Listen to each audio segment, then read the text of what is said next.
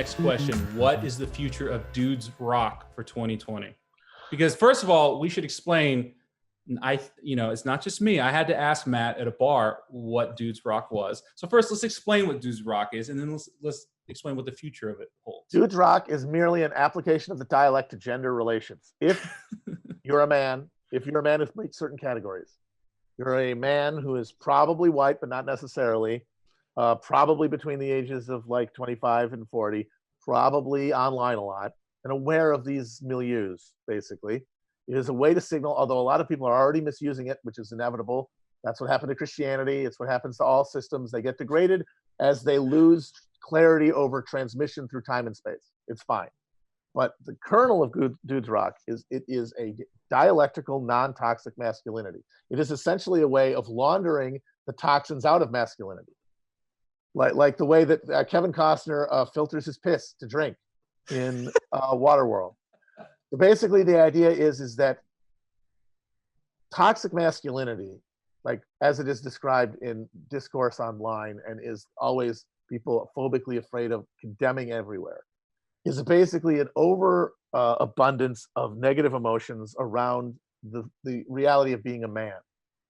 And those negative emotions are around our sense of insecurity around other men in carrying out manly things and filling the role of man.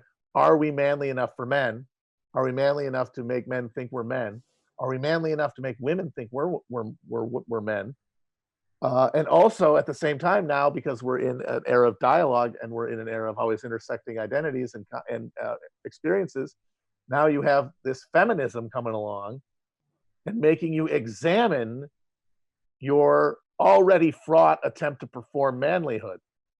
And now you're doubly damned, and that is why that's why you act out through toxic behavior, because you're trying to reassert that you're a man in the face of your own nagging doubt in the face of other men, and also to punish the mouthy women whose presence remind you of your manness, remind you that they're the reason. Women are the reason you have to perform this arduous performance, because you are not them.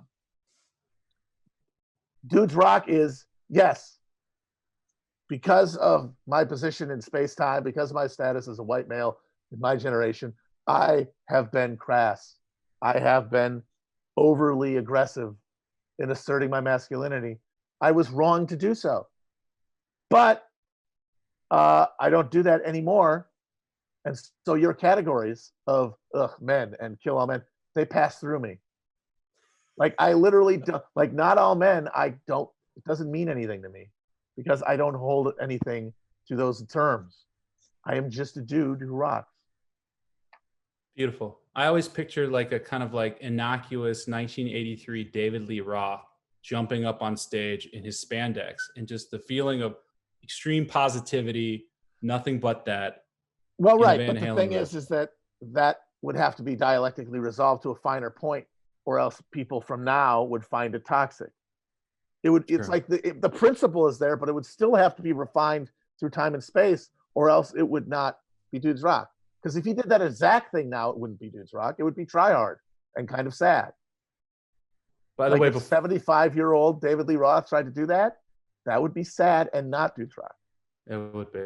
Well, but there is a version of that exists now. It's our duty to find it or create it. I agree. Dudes Rock 2020.